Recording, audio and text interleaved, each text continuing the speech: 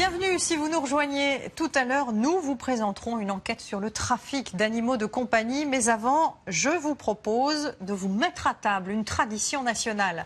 Il y a quelques années, le repas gastronomique à la française a été inscrit au patrimoine culturel de l'UNESCO. Et cela commence forcément par le contenant. Verre en cristal, assiette de porcelaine, nappe de tissu basque ou encore couvert en argent. Un savoir-faire qui a parfois du mal à résister aux impératifs économiques, mais qui repose aussi sur une histoire séculaire. Mettons les petits plats dans les grands avec ce reportage découverte signé Sophie Alexanian et Gérald Brestroff.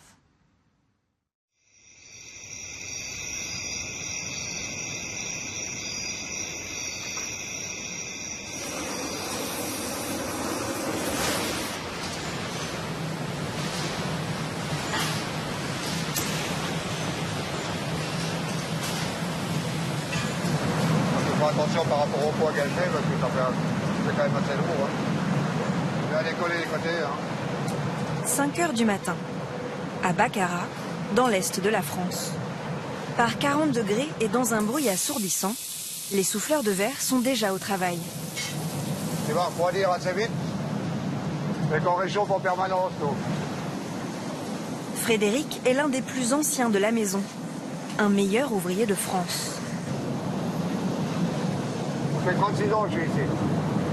36 ans que je fais le métier là, je ne m'en lasse pas. Et là, maintenant, j'ai le plaisir de retransmettre un petit peu toutes mes connaissances à la nouvelle génération.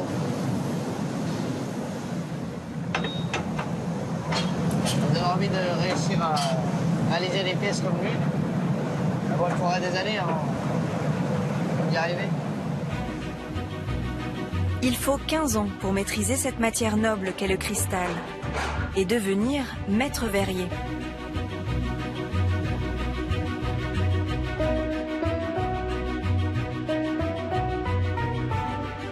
Un verre, une assiette, des couverts ou même une nappe. Parfois, ces objets du quotidien deviennent des œuvres d'art.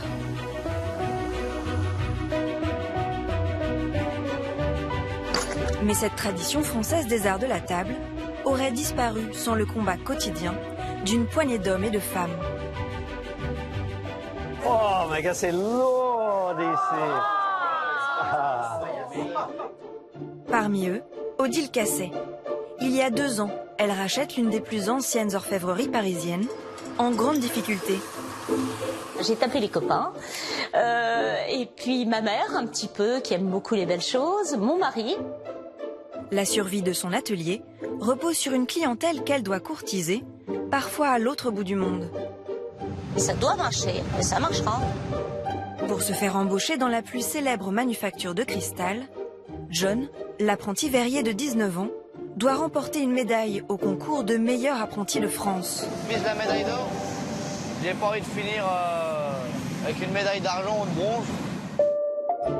Dans le Béarn, la famille Moutet fabrique du linge de table depuis 5 générations.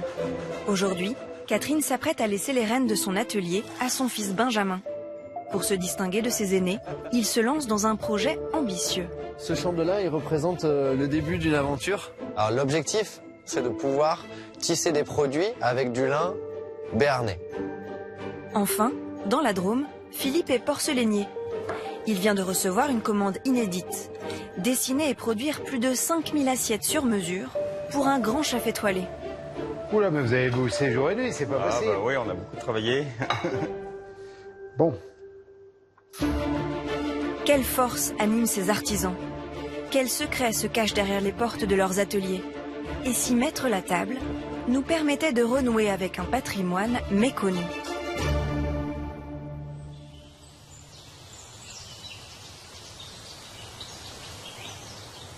À Saint-Bonnet-le-Froid, en Haute-Loire. Tu vois, là on a quelque chose que j'aime bien en fait, parce que tu vois, c'est pas un bleu turquoise bien prononcé, ça fait vraiment, tu vois. Ouais. D'accord. Okay. Oui, ça fait vraiment un bleu pâle. Mathilde et Philippe travaillent pour une grande entreprise de porcelaine. Aujourd'hui, ils ont rendez-vous avec le chef étoilé Régis Marcon pour imaginer entièrement sa nouvelle vaisselle. Il a une idée bien précise. Alors, on va essayer maintenant avec un bourgeon de salsifis. Pour marier au mieux ses nouvelles assiettes avec ses créations culinaires, il veut s'inspirer directement de la nature. Garde, Ah oui. c'est pas mal ça. Ouais, j'ai l'impression d'avoir deux mélanges déjà. Ouais, Tu vois, si tu regardes de loin, c'est un peu terre de sienne brûlée, tu vois. Ah ouais. On a envie vraiment d'une rupture au niveau de la vaisselle. On a envie d'aller plus loin. Parce que, vous voyez, le restaurant donne sur la vue. Je serais capable de dire, tiens, vous avez vu cette assiette, on l'a fait à partir des pigments. Voilà. Et les gens ont envie d'être transposés un petit peu quelque part. Et puis, je ne veux pas vous le cacher, en tant que chef, on a envie d'être différent des autres, c'est normal. On n'a pas envie que nos clients trouvent la même vaisselle qu'ils ont trouvée la veille dans un autre restaurant, donc on a envie d'être différent.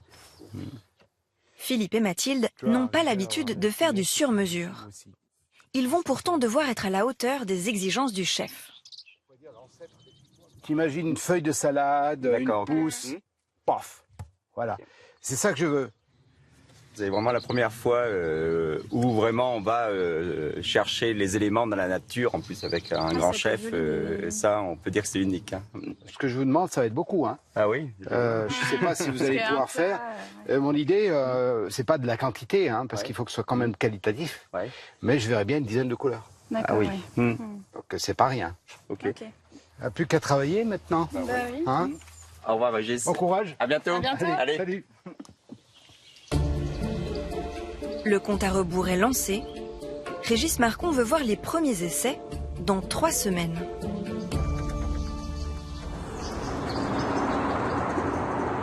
Alors que Philippe et Mathilde se préparent à innover, d'autres en revanche font tout pour préserver la tradition. Bonjour, bienvenue. Bonjour, bienvenue. Bonjour, bienvenue. On va faire la visite. Il y a plein de choses cachées. Mais là, complètement ébloui par c'est ces merveilles. Et là, bah moi aussi, j'ai craqué pour la maison.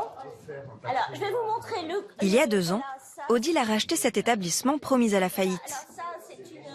Niché au cœur de Paris, l'orfèvrerie créée en 1893 a connu des années fastes. Alors, on a une fabuleuse collection de couverts.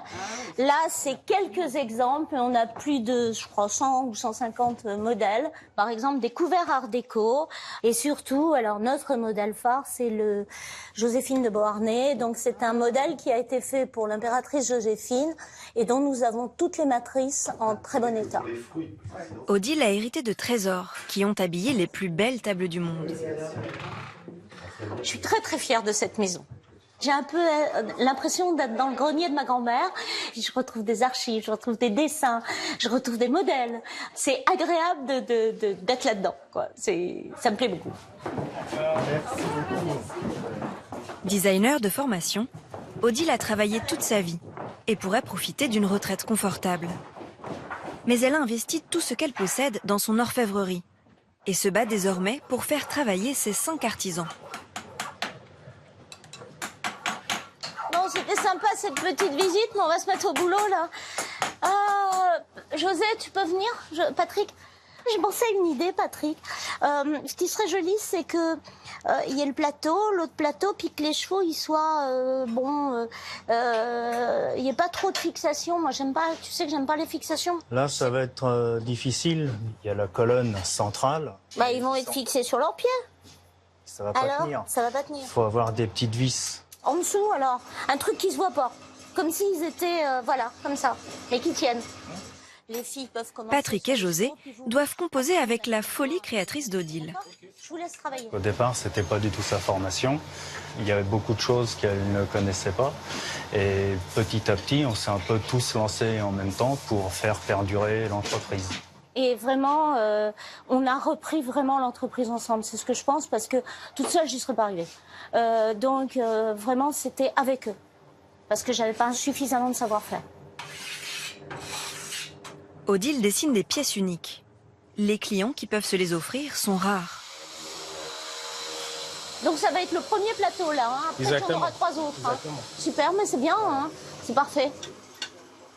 José le repousseur fabrique un plateau à 3 étages. Il sera ensuite orné de chevaux ciselés à la main en bronze doré. Il a été commandé par un client américain pour une soirée qu'il organise dans son appartement parisien. Plus d'1 mois et demi de travail seront nécessaires pour réaliser ce plateau haut de 40 cm. Je serais menteuse de dire que c'est pas du luxe. C'est quand même des clients qui ont les moyens et qui, qui des fois peuvent mettre ce que nous on mettrait dans une petite voiture, dans un plat pour leur château. Bon, bah voilà. Heureusement qu'il y a des gens qui aiment les belles choses et qui font vivre l'artisanat. C'est des plaisirs différents. Ce nouveau client est particulièrement important pour l'avenir de la petite entreprise. Il pourrait lui permettre d'accéder au marché américain. Du coup, Odile va faire un effort exceptionnel. Je me suis dit que cette pièce, que j'aime bien et qui fait vraiment partie d'une nouvelle ligne, de ce que j'ai envie de faire, je pense que je vais l'offrir à ce client parce que c'est quelqu'un qui connaît beaucoup de monde et je vais aller à sa soirée et au lieu de lui offrir des fleurs, je vais lui offrir cette pièce avec une grande idée, c'est qu'il puisse la montrer à ses amis et puis que ses amis viennent en acheter d'autres. Pour Odile, c'est un investissement de près de 30 000 €. C'est risqué, mais j'ai toujours pris des risques. En prenant cette maison, dans ma vie, dans mon quotidien, je prends toujours des risques. Et j'aime bien prendre des risques, c'est une adrénaline pour moi. Pour parvenir à ses fins, Odile devra réussir à se faire inviter à la soirée.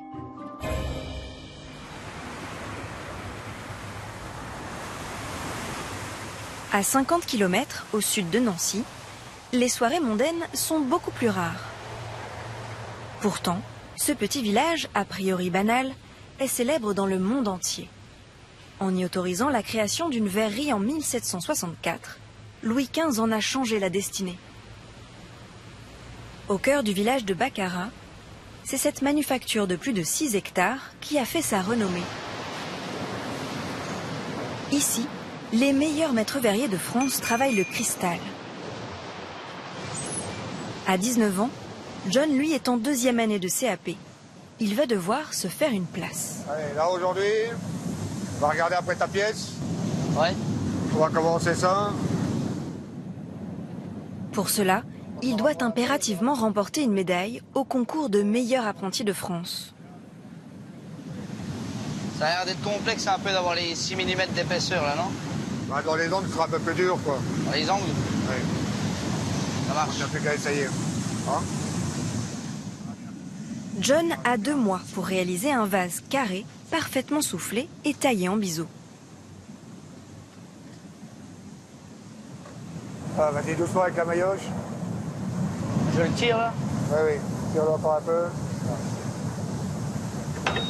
Sans formation initiale, John a su convaincre Frédéric de sa motivation. Pour moi, John, oui, a un bel avenir ici. Il apprend assez vite, il comprend très vite le métier, donc c'est un atout aussi. Hein. On voit assez rapidement les gens qui aiment aussi travailler manuellement. Au sein de l'entreprise, nous, ça nous rassure. Allez, travailler le cristal, ça change de mon premier métier, car je travaillais pas le cristal avant. Je travaillais le béton. Du coup, ça change. La matière est plus vivante, là. On fait ce qu'on veut avec. Ne serre pas trop fort et là, tu viens au brûle. John sera noté sur la précision et la finesse de son travail.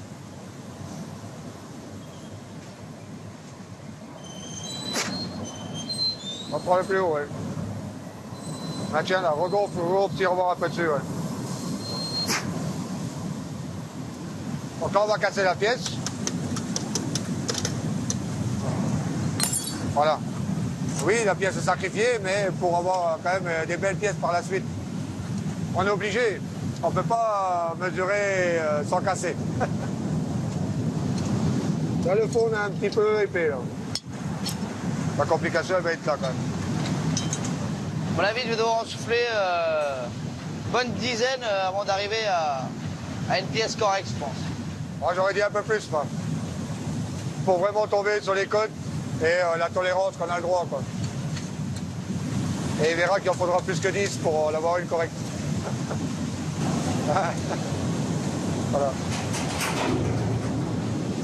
Au fil des semaines, la pression va monter pour le jeune apprenti. Il ne maîtrise pas encore le soufflage de son vase et ce n'est que la première étape. Faut pas perdre patience, faut rester calme, même si des fois on a envie de s'énerver. Faut rester calme quand même.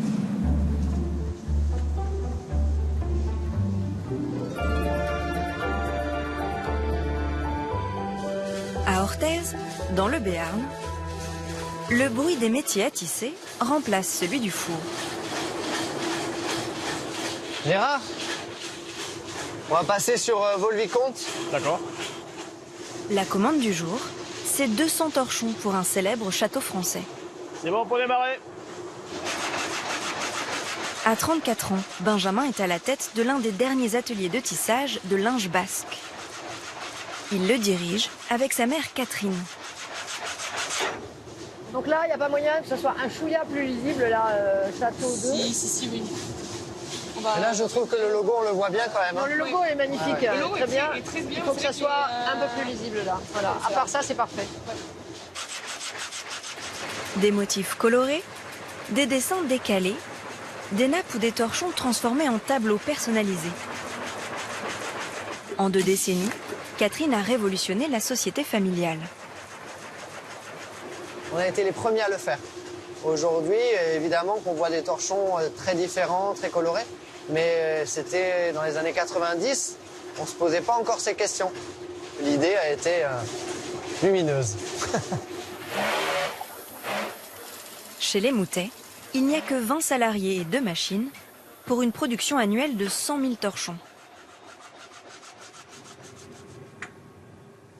Tiens, regarde Sylvana, c'est la première partie de Vaux-le-Vicomte. Ça, on peut commencer. Ok. Rouler, et puis après, on passera sur les étiquettes. Alors, on voit la 4 de plus. C'est toujours un peu la course de finir des commandes. Mais là, c'est magnifique, tout est parti à temps. Ici, la tradition du linge basque se perpétue depuis 5 générations. Le livre d'archives. Ça, c'est avec ça qu'on a commencé. Ouais. Là, les premiers motifs. Linge des Pyrénées. Oui, c'est les couleurs qui sont incroyables, parce que quand tu penses qu'elles ont 90 ans. Après ses études, Benjamin a voyagé puis travaillé à Paris. Mais seul, sa mère peinait à s'en sortir. Je dis souvent que j'ai eu si peur de voir la fin de cette société, que quand Benjamin est arrivé, pour moi, je me suis dit, je vais voir la suite. En même temps, je lui ai beaucoup dit le risque qu'il prenait, parce qu'il quittait un job qui était un vrai job, hein, pour entrer dans une société dont l'avenir était tout à fait incertain. J'ai essayé de le décourager, même peut-être un peu, tout en espérant que ça ne marcherait pas. Donc il a choisi, il a décidé, je pense en toute connaissance de cause. J'espère qu'il ne le regrettera jamais. C'est une histoire familiale, et puis c'est vrai qu'on est plus jeune, on est tourné vers des choses plus modernes. Donc on a peut-être moins le goût des choses un peu traditionnelles. Et avec l'âge, on arrive à comprendre la richesse qui peut exister ici. Comme sa mère, Benjamin sait qu'il faut innover pour survivre. Cette année, il se lance dans un projet fou. Relancer la filière textile du lin dans le Béarn. Mais le lin a disparu de la région depuis plus de 60 ans. Le tisseur doit donc en replanter. Salut Régis. Ça va Benjamin? Ça va et toi? Je me suis appelé même parce qu'il y a de la rosée sur la terre. Benjamin s'est associé à un agriculteur de la région. Ce champ de lin, il représente le début d'une aventure qu'on a entrepris avec Régis. Alors l'objectif à très court terme, c'est de pouvoir tisser des produits avec du lin béarnais. Du lin, il en existe dans le nord de la France, mais en Béarn au Pays Basque, il n'en existe plus du tout. Donc nous, on est prêts à investir tous nos moyens pour que ce projet puisse voir le jour. Le pari est audacieux. Pour être tissées, les fibres de lin doivent répondre à des critères très précis. Elles n'apprécient pas les changements climatiques. Et au Pays Basque, les revirements de la météo sont nombreux. Bon, comment ça pousse? J'étais en train de regarder, là, il fait un peu froid. Punaise, les fleurs sont toutes fermées. Là, la semaine dernière, on a eu très chaud. On a eu 27 toute la semaine. Ouais. Et là, on a quoi, 10 degrés là? Ouais, tout juste 8 degrés ce matin. Et c'est vraiment c'est le minimum, quoi. Il ne faudrait pas que ça descende en dessous trop, parce que voilà. Pour le rendement, je pense que ça pourrait avoir une influence quand même. Si la récolte du lin n'est pas bonne, tout l'investissement de Benjamin sera perdu.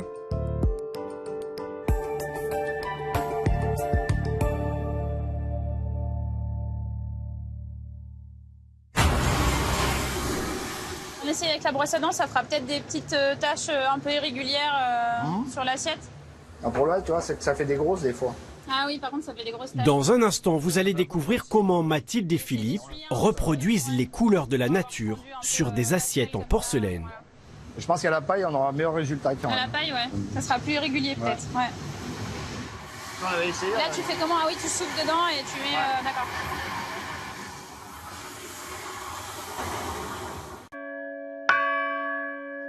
À Saint-Uz, dans la Drôme.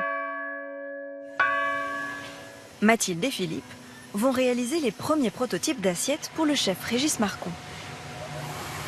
Bonjour Victor. Bonjour Victor. Ça va? Ça va? Ça va? Donc on a fait des essais de couleurs. Ça va être un peu compliqué, mais bon, on va essayer d'y arriver pour avoir vraiment cet effet de tache et dégradé. Donc voilà. On essaye celle-là du coup? Ouais. Ici, on fabrique de la porcelaine depuis 11 générations. Mais la collaboration avec le chef étoilé ouvre une nouvelle ère, celle du sur-mesure. Victor, le spécialiste de l'émaillage, commence un long travail de recherche. C'est avec ce liquide mélangé à des pigments de couleur qu'ils vont essayer de reproduire l'effet nature voulu par le chef.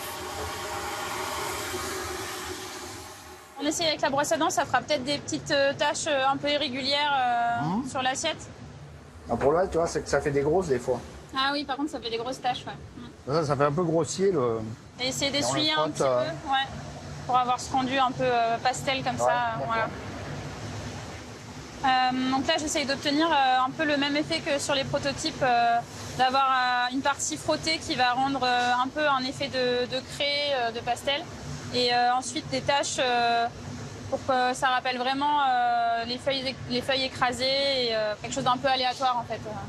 Je pense qu'à la paille, on aura un meilleur résultat quand même. À la paille, ouais. Ça sera plus irrégulier peut-être. Ouais.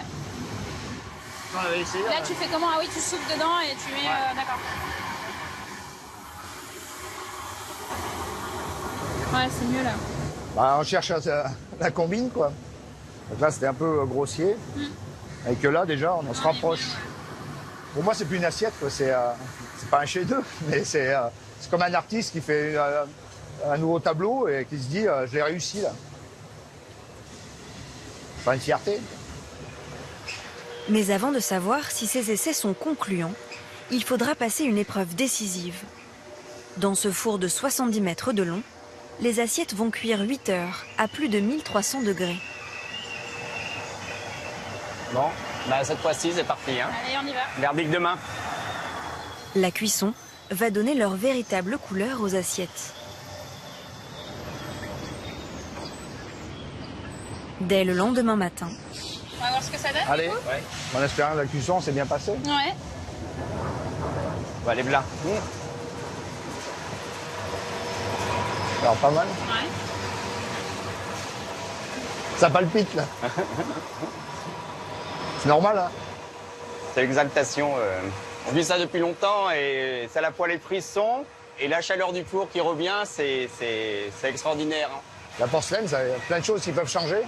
Entre le temps, l'atmosphère, la cuisson, il peut y avoir des problèmes. Hein. Ouais.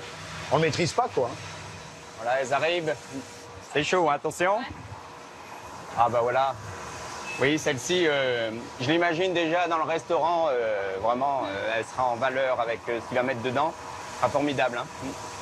On espère vraiment que ça va lui plaire et qu'il sera inspiré par ses assiettes, en fait, qu'il pourra imaginer déjà des plats en les voyant, une mise en scène, qu'il soit vraiment inspiré par les effets qu'on a voulu mettre dans ses assiettes. Là, elles sont un peu chaudes encore, mais... Allez. Allez, c'est parti. C'est parti. Les premiers essais sont réussis. Mais avant de les présenter au chef, il faudra encore produire une dizaine de couleurs.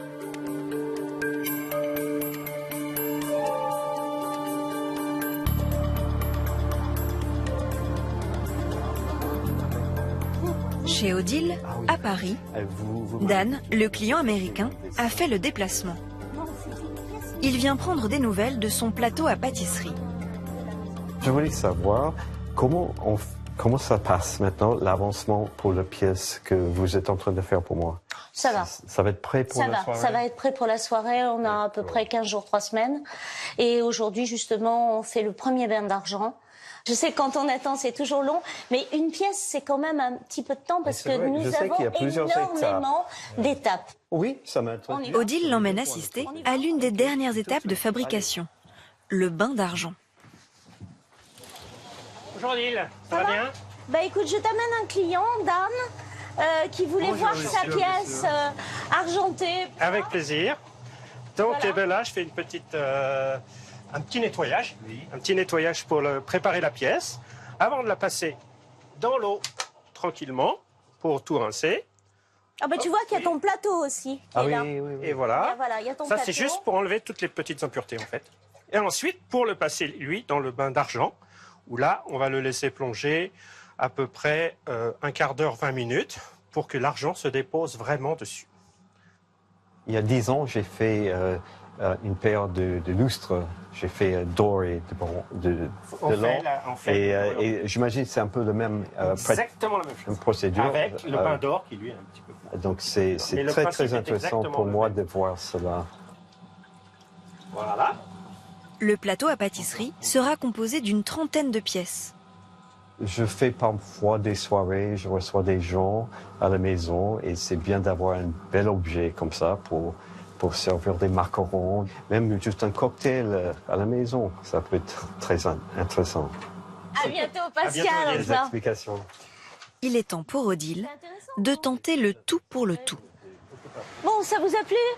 Très bien. Bah voilà. Donc, et puis je voulais vous dire, je vais faire une chose que je ne fais jamais.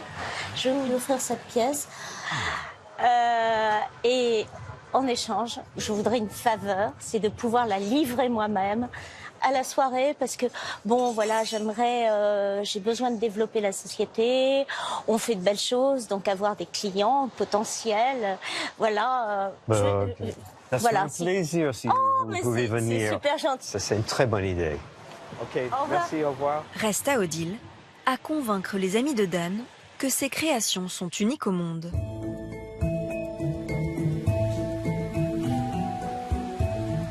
À Baccarat, c'est Frédéric, son maître de stage, que John espère convaincre. Après un mois de travail, il a enfin réalisé le vase soufflé en couleur. Elle est pas mal là. Ouais, les épaisseurs sont assez régulières. Il n'y a pas trop d'impureté dedans. Ouais, il est pas trop mal là. Là, maintenant, il n'y a plus qu'à aller voir la suite si ça va bien. Mais bon, en attendant, ouais, bien bossé. Hein? Première étape de fête, elle est pas mal. On va dessin avec. Mais le plus difficile reste à venir. La taille. J'appréhende un peu plus pour la taille de verre parce que vu que j'en ai pas fait énormément, du coup, il faut que je rapprenne toutes les bases et que j'apprenne à tailler correctement pour la pièce finale. Car le métier de tailleur n'a rien à voir avec celui de souffleur. Dans cet atelier, les artisans sculptent et décorent minutieusement chaque objet. John est attendu par Philippe pour suivre une formation accélérée. Bonjour Philippe. Bonjour John. Ça va? Ça va. Voilà ma pièce. Voilà le dossier technique aussi. Ouais, d'accord. Philippe taille le cristal depuis 38 ans. T'as déjà fait des étoiles, non? Non, jamais. T'as jamais fait d'étoiles? Jamais. Il va falloir s'y mettre. Pour être un vrai bon tailleur, il faut minimum 10 ans. 10 ans d'expérience. Ben là, on n'a que 5 semaines, alors ça fait pas beaucoup, quoi. Il va falloir quand même s'activer, quoi. Il faut s'activer, ouais. Pour le mettre tout de suite dans le bain, Philippe lui a préparé une surprise.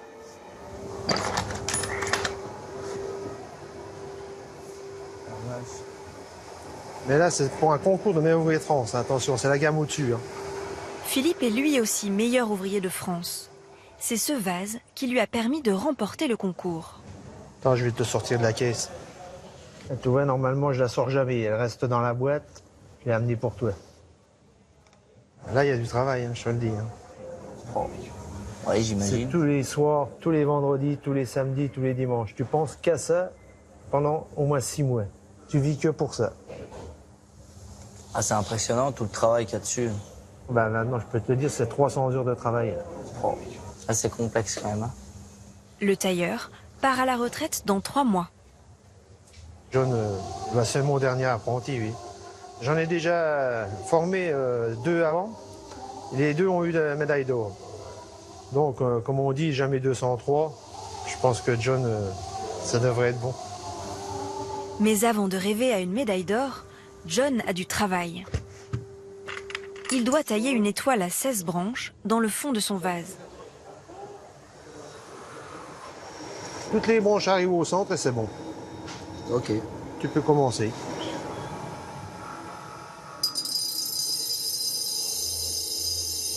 La première branche, tu la mets bien au centre. Ne fais pas plus de pression qu'il faut. Hein. Faut pas se louper, quoi. Vas-y doucement quand même, hein, là. Surtout quand tu arrives dans le milieu, là. Au moindre faux pas, le vase peut être détruit. C'est stressant de tailler quelqu'un qui est forcément reconnu du métier, donc on se dit que si on fait une erreur, il va l'avoir tout de suite. Hein. On ne peut pas la camoufler, on ne peut rien faire. Du coup, on s'applique pour avoir la pièce parfaite tout de suite. Il reste moins d'1 mois et demi à John pour être prêt.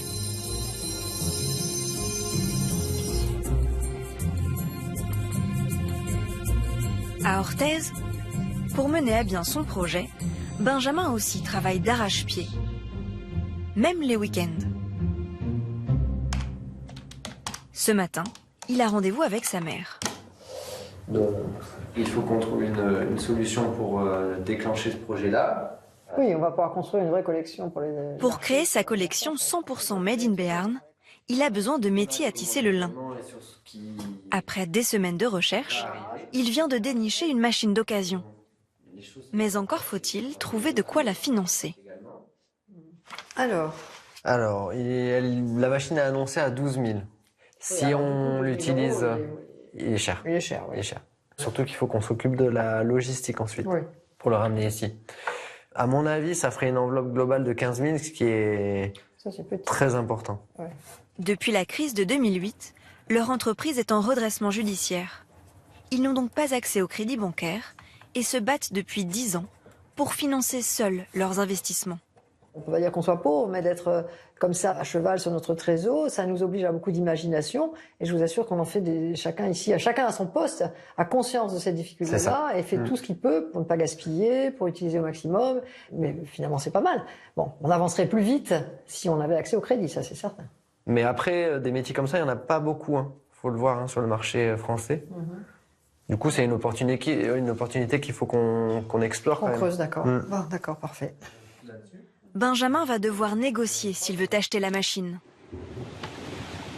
Dès le lendemain, il est dans le nord de la France, à plus de 1000 km de chez lui. Bonjour. Olivier ? Comment ça va? Ça va, ravi de vous rencontrer. Olivier est spécialisé dans le lin. Il a plus d'une trentaine de métiers à tisser dernière génération. Celui qu'il propose à Benjamin est beaucoup plus ancien. Bon, tu vois, t'as vu la date? 85. Il n'est pas de toute première jeunesse. Donc là, la machine, elle pourrait marcher telle quelle ou pas? Ah oui, il y a tout. Ah ouais, génial. Tu veux le voir tourner, on le remettra pour que tu le vois tourner, pour que tu sois rassuré aussi. Alors cette machine, elle est très intéressante. Ça nous permettrait de renouer avec nos racines. On a commencé avec du lin. Aujourd'hui, proposer à nouveau du lin dans notre atelier, ça remettrait l'histoire en avant et expliquer nos racines et l'histoire de notre industrie.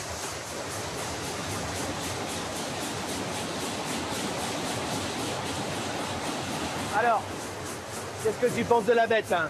Très intéressant. Alors après, on réunit nous-mêmes les fonds. C'est nous qui finançons toute l'opération. Donc ça va nous demander un petit peu de temps pour concrétiser le projet. Est-ce que tu aurais un délai à nous accorder? Oui, mais écoute, bien sûr, je ne vais pas te dire qu'il faut que ça soit fait dans les 15 jours. À l'inverse, je ne voudrais pas non plus qu'on se dise ça sera pour dans 9 ou dans 12 mois. Donc il faudrait quelque chose de plus raisonnable. Si on pouvait être dans les... Tu nous donnerais 6 mois? 6 mois, c'est peut-être un peu beaucoup. Moi, je pensais plus à dire dans les 3 mois, 4 mois. On peut te la garder au chaud. Si déjà tu peux me garantir un délai pour réunir les fonds, c'est déjà un vrai plus. Je comprends bien la problématique et il n'y a pas de souci. Pas de remise sur le prix, mais un délai suffisant pour réunir les fonds. Benjamin s'empresse d'annoncer la bonne nouvelle à sa mère. Allô? Alors, mam, ça s'est bien passé. Donc la machine est intéressante. Prochaine étape, la récolte du lin, puis le test de la fibre. Le jeune entrepreneur n'est pas à l'abri de mauvaises surprises.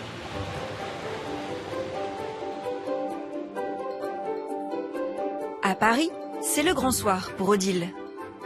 Avec son plateau, elle compte bien séduire les invités de Dan. Odile! Comment ça va?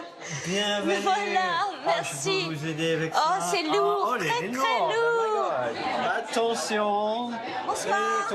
La pièce de maîtresse est arrivée. Regardez là. Wow. Attention! Attention! Oh my god, c'est lourd ici! Regardez! Wow. C'est de l'argent, mais c'est doré à leur fin. Ah oui, oui. C'est époustouflant. Odile, merci. Je te remercie encore. C'est ton choix, je l'ai dessiné. Oui, pour mais toi. c'est même mieux en vrai. Oui, absolument. C'est au-delà de mes histoires. Elle a vraiment fait un chef-d'œuvre. Et ça, c'est l'art de la France. C'est l'art et le savoir-faire français. Mes amis aux États-Unis vont être épatés de voir ça. Alors, à notre santé. Ah oui. Ah, cet objet magnifique. Avec tout le monde, everyone. Odile est à l'aise, mais ne perd surtout pas de vue son objectif. C'est une orfèvrerie de 1893 avec des milliers de moules. J'ai un esprit très Giacometti, très Modigliani. Oui, absolument. Et moi, je veux développer la clientèle. On a plein de pièces qui peuvent être défiscalisées parce que c'est des pièces uniques. La défiscalisation est à la mode. Donc, pourquoi pas... voilà. Elle reçoit même le soutien de Dan. Odile, je te présente, ça c'est un grand ami à moi, c'est James Cook.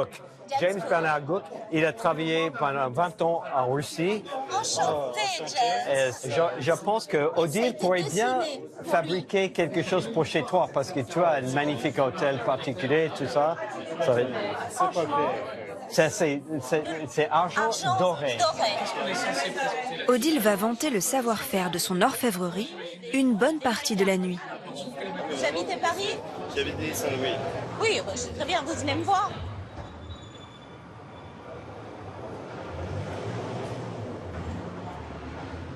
Quelques jours plus tard, dans son atelier. Là, je suis en train d'essayer de retrouver des archives pour m'inspirer, pour faire un nouveau modèle. L'un des amis de Dan l'a contacté pour qu'elle lui dessine une pièce encore plus exceptionnelle. Mais ce nouveau client a d'autres exigences. Bon, rendez-vous dessin à Saint-Pétersbourg, d'accord, je suis d'accord, mais bon. Et il m'a dit non, il faut absolument, si on travaille ensemble, que vous voyez mon espace. C'est pas avec 3 photos, puis d'autre part, je n'aime pas ça. Donc il faut que vous vous promeniez, que vous réfléchissiez. Et je veux que ce soit une belle pièce, donc il faut que vous veniez. Avant de crier victoire, Odile va devoir plancher de longues heures sur sa table à dessin.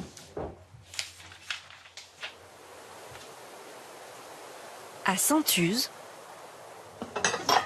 allez, c'est parti. Mathilde et Philippe ont eux aussi un rendez-vous important. Après plusieurs semaines d'essais, ils ont réuni plus de 25 modèles à présenter à Régis Marcon. On a un peu de stress parce qu'on espère que ça va répondre aux attentes du chef, parce qu'on a vraiment travaillé sur la recherche des couleurs et l'harmonie, donc on espère que ça va lui plaire.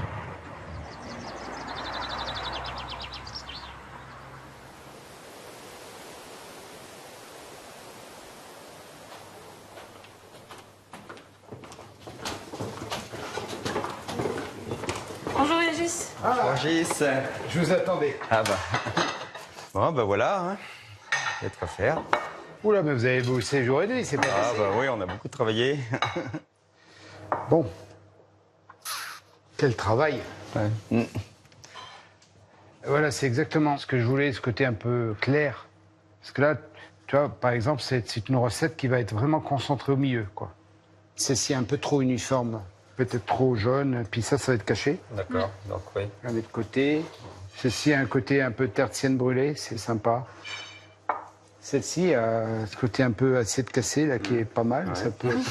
Tu peux le faire que sur celle-ci, par contre. Bah oui, parce que là, pour nous, ça, c'était pas du tout prévu. C'est un défaut, c'est une fente, hein, donc. Bon, bah, on va retenir ces quelques-unes, là. Par rapport à la couleur, on s'aperçoit qu'il y a du potentiel, surtout. C'est ça qui est bien. Maintenant, il faut qu'on mette en place, là, tout ça, pour voir avec la recette. C'est ça qui va nous guider complètement, quoi. Sur les 25 assiettes présentées, le chef en retient 20. Mais il veut affiner son choix avec des tests en situation. Là, on est vraiment en train de faire du tressage et du dessin, hein, je dirais en même temps. Là, on a cette rhubarbe qui a cette couleur au bord. La pomme, c'est pareil. Ça donne des sensations, en tout cas. On sent que... T'as vu, c'est sympa, non? Qu'est-ce que t'en penses? Ça fait frais, hein? C'est la recette qui va à l'assiette, là. Du coup, l'assiette nous donne d'autres perspectives. Ça, c'est comme en peinture, hein, en fait. Tu mélanges tes couleurs et tu essayes de raccorder. Hein, tu vois, regarde, tu refais un peu l'assiette à nouveau.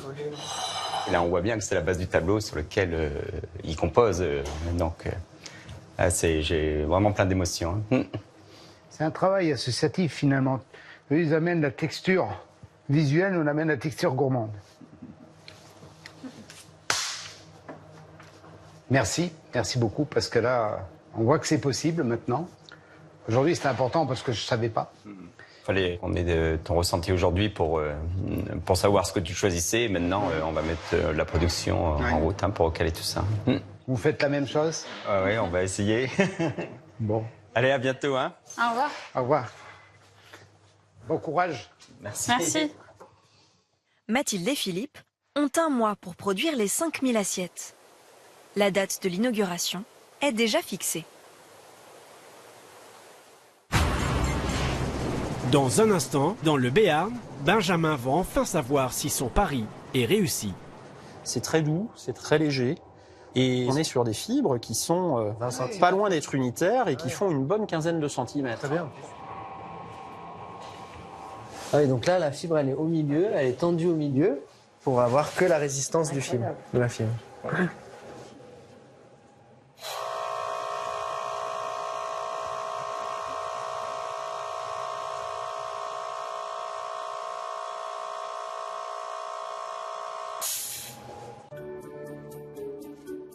À quelques kilomètres d'Orthez, pour Benjamin, c'est un grand jour.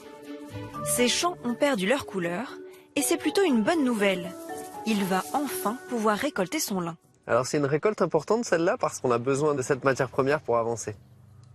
C'est vraiment joli, on se dit que l'agriculteur a fait un super boulot, maintenant c'est à nous de s'en servir et on a hâte de passer à cette étape-là. Le tisseur est confiant. Il y a du boulot, hein. Mais il va découvrir que la récolte du lin est un travail particulièrement exigeant. Salut Benjamin. Salut Régis. Ça va bien? Ça va et toi? Ouais, ça va, ouais. Bon, c'est le grand jour. Ouais, on y est, t'as fait du super boulot. Oui, mais je pense qu'on va avoir quelques problèmes là. On va manquer un peu de sommes-température, de chaleur. Pour récolter? Pour récolter, ouais. Bon, ça va être un petit peu compliqué. Là, il te manque quoi, du soleil? Du soleil. S'il fait pas assez chaud, la machine ne va pas être capable de séparer la graine de l'enveloppe. D'accord. Voilà.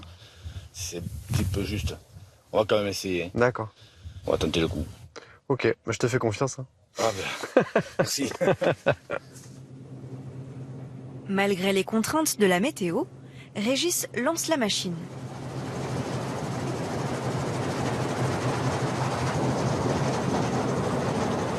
Mais, quelques minutes plus tard...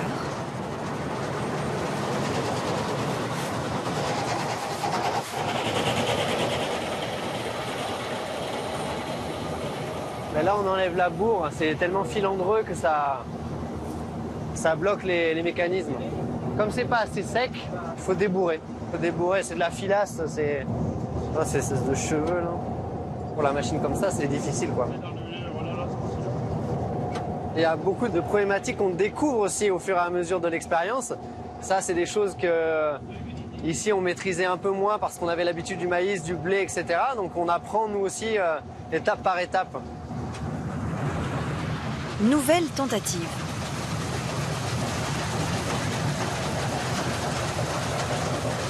Cette fois, Régis capitule. Oui. Bon alors? On n'a pas le choix, il faut attendre.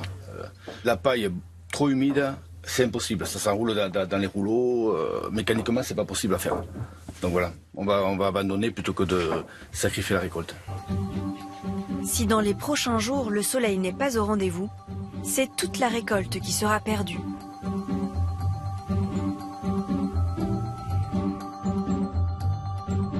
De l'autre côté de la France, ce matin, John aussi est sous pression. C'est un grand jour pour moi aujourd'hui parce que je vais savoir si je serai meilleur apprenti de France ou pas. Je saurai ça aujourd'hui. Je me sens confiant, mais il y a le stress qui est là quand même. Au même moment, son vase est ausculté par le grand jury. Alors, elle est très homogène au niveau de la couleur. Il a déjà passé les premières sélections. Parmi les 30 candidats au départ, 4 seulement sont en finale. Tous seront jugés à l'aveugle par un jury de souffleurs et de tailleurs de verre chevronnés. Code A. 149. Le bord. La B, on est à 170 taurons. Là, on est vraiment dans le respect des 4 cotes exigées. On enlève des points par rapport aux cotes. C'est-à-dire, plus vous êtes loin de la mesure, plus on enlèvera de points. Sachant qu'on peut perdre des points pour 1 millimètre. Pour décrocher la médaille d'or, John doit avoir au minimum 18 sur 20. On va juger déjà sur l'esthétique, la répartition, et puis le poids aussi, la qualité du soufflage, la régularité, et on fera après un débriefing de tout ça. Par contre, ce qui serait bien, c'est de prendre aussi les épaisseurs sur cette pièce aussi. Le talon? La largeur. La largeur du talon. Alors. En attendant les résultats, John se rend au musée du cristal, où sont réunis les plus grands chefs-d'œuvre de la maison.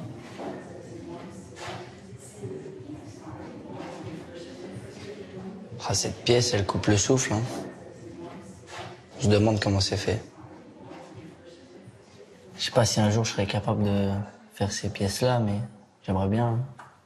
Je scrute cette pièce, j'imagine aussi le jury qui est en train de juger la mienne. Ça me tarde de savoir la réponse. Est-ce que vous êtes satisfait des pièces? Visuellement, elle est belle. Ah non, t'es un peu mal soufflé. Un petit peu mal soufflé. Non, mais à ce niveau-là, ils peuvent pas. Bon, je vois un léger défaut par rapport à la pièce. Oui, moi, elle avait pris un peu trop de verre. Mais elle est belle. Elle est belle. Alors j'ai juste une petite anomalie, c'est sur juste un tout petit peu le polissage. Il aurait fallu insister un peu plus. Sinon, l'étoile, les biseaux sont parfaits. Légèrement mal soufflé, mais on est... C'est régulier. Ouais, c'est régulier. Bon, maintenant, on va passer à la délibération. Dans quelques heures, John saura s'il est sacré meilleur apprenti de France. Regarde esthétiquement la couleur.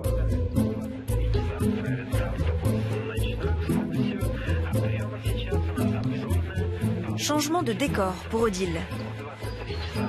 Elle est à Saint-Pétersbourg pour présenter ses dessins à James, son nouveau client. Et elle a des idées plein la tête. J'ai amené des dessins, j'ai amené des photos, il faut le convaincre, j'ai vu un petit peu ce qu'il aimait. Donc je pense que ça devrait être bien.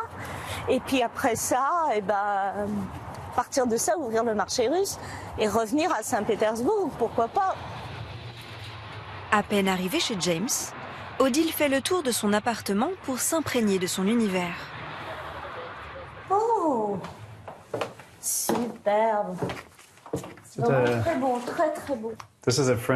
C'est un artiste français qui est venu à Saint-Pétersbourg pour peindre. Ça aussi c'est très beau. Celui-ci est un tableau très connu de Peterhof. Oh, superbe. La collection de porcelaine. James est un collectionneur exigeant. On va regarder quelques ébauches. Alors, je suis partie sur des idées de présentoirs à caviar qui sont en même temps des coupes à fruits. Parce que je vois quelque chose d'assez grand. Ah, c'est bon. D'assez grand, peut-être faire de l'or, un or patiné, pas un or très clinquant. Mais ça, on pourra faire des essais peut-être sur computer après. Alors voilà, c'est une proposition. Odile maîtrise mal les langues étrangères, mais elle trouve toujours les arguments pour convaincre ses clients. Mais vous avez quelque chose de plus classique? Oui. Classique. Je sais que tu aimes les chevaux, donc j'avais essayé de faire quelque chose pareil avec plein de chevaux. Oui, pour une grande salle à manger. Ouais, moi je trouve. Ces objets sont classiques et modernes à la fois, tout en étant utiles. Parce que si je fais une soirée chic, je peux mettre du caviar, et si c'est quelque chose de plus informel, avec des amis, un dîner par exemple, eh bien je peux mettre des fruits ou des fleurs. Et c'est vraiment bien. À ce moment-là, si on faisait une très grande table, à ce moment-là, avoir en effet un carrousel de chevaux, avec une douzaine de chevaux par exemple, et la coupe au-dessus, et juste ça, juste les chevaux, ça peut être très joli ça aussi, tout à fait. Si ça peut être prêt pour cet été, alors je pourrais passer le prendre à Paris. Bien, d'accord, très bien. Oui, ce serait très bien. Ok, tout à fait. Ah ben je serais très heureux. C'est moi aussi, merci beaucoup Jem. Et merci de m'avoir reçu à Saint-Pétersbourg. Odile repart avec un contrat de plus de 50 000 €. Mais surtout, elle vient de mettre un pied dans le marché russe et d'assurer peut-être l'avenir de son entreprise.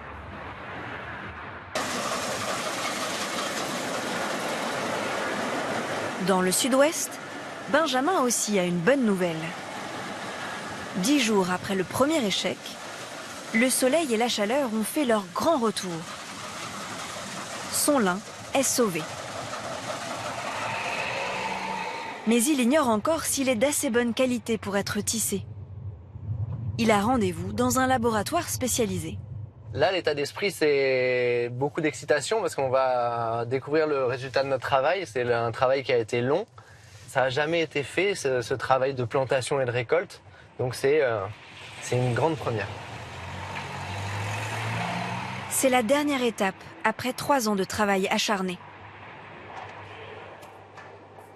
Bonjour Régis. C'est Régis lui-même qui a livré les échantillons.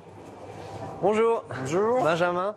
Bonjour Philippe. Bonjour Catherine. Bonjour. Écoutez, on va commencer à travailler. Première indication, elle paraît belle. Super. Ça a un bel aspect. Hein. C'est vraiment encourageant. Je pense qu'avec ça, on a réellement matière à travailler. C'est très doux, c'est très léger. Et si on regarde les longueurs qu'on peut avoir, hein, on est sur des fibres qui sont pas loin d'être unitaires et qui font une bonne quinzaine de centimètres. Très bien. Bravo Régis. Reste à savoir si la fibre de lin est assez résistante. Cette machine va tester la force nécessaire pour briser une fibre de lin. Il est parti.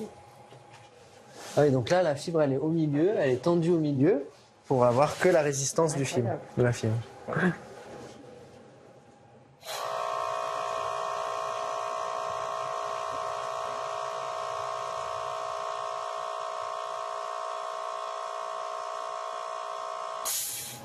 Autour de 5,5. 5,5 newtons. C'est beaucoup. Pour une toute petite fibre comme ça, oui. Les diamètres sont tout petits. Ah, génial. Donc ça, c'est une très bonne nouvelle pour nous. Il est beau, il est long et il est résistant. Il est long, il est résistant et les tenues mécaniques nous laissent à penser qu'on aura matière à faire du tissu 100% béarnais à partir de la paille de Régis. Excellente nouvelle. Voilà. Génial. Oh, c'est cool, ouais, c'est bien. On a bien bossé. Bravo Régis. Ça va aller. C'était bien comme rendez-vous là. Ouais. Nous, on s'est engagé là-dessus parce qu'on y a cru. Et ce projet, on s'est trompé 100 fois. Et on va réussir 100 fois. Et ma mère m'a dit 100 fois de continuer à travailler. Et là, aujourd'hui, on a la réponse que c'est faisable et qu'il y a une suite à donner à tous nos investissements et notre travail collectif. Je suis vraiment fière, le mot est un peu faible. Bien sûr, j'aurai toujours cette entreprise, ce projet, ces produits sont dans ma peau pour toujours. Mais je crois que la relève est assurée de façon belle, efficace, intelligente, élégante.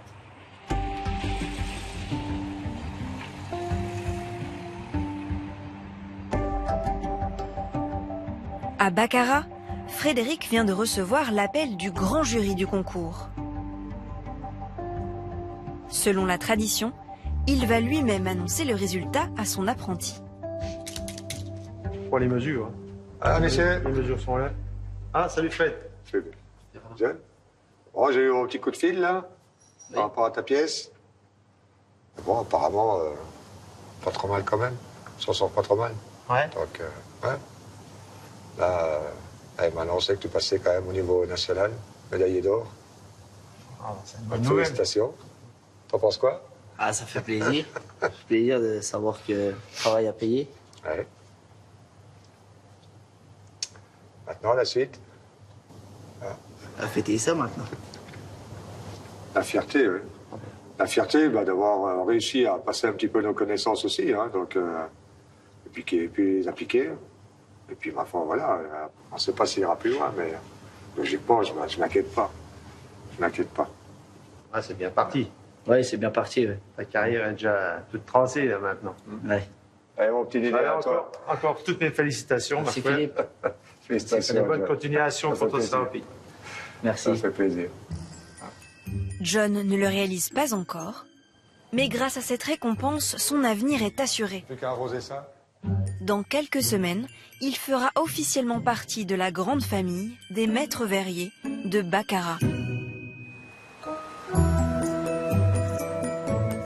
À Saint-Use, dans l'usine de porcelaine, c'est le branle-bas de combat. Les dernières assiettes sortent du four. En termes de stress, ça va mieux maintenant. Là, on arrive aux 3/4 de la commande, là, donc je commence à souffler, quoi. Après l'ultime contrôle qualité, Ça sonne bien? Ouais, super.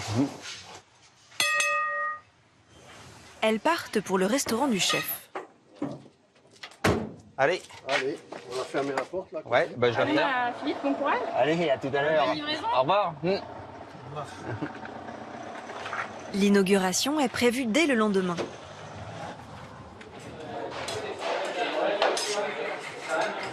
On peut y aller, les premiers, là.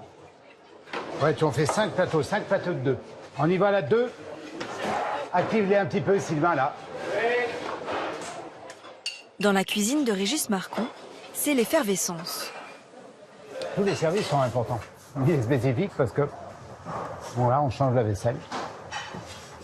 C'est vrai que ça, c'est dynamisant, ça change. Mais ça n'empêche pas qu'il faut que ce soit bon à l'intérieur. Table 2, on y va. Pour les remercier, le chef a invité toute l'équipe de création.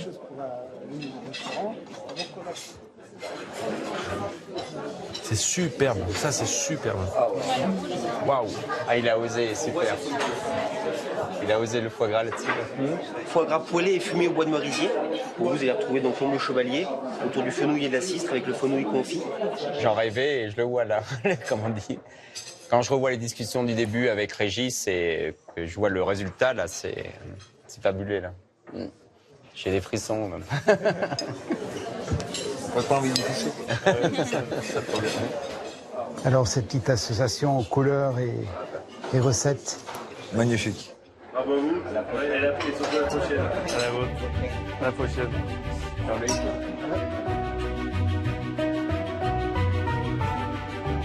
Grâce à ces artisans d'exception, les arts de la table à la française font encore rêver dans le monde entier.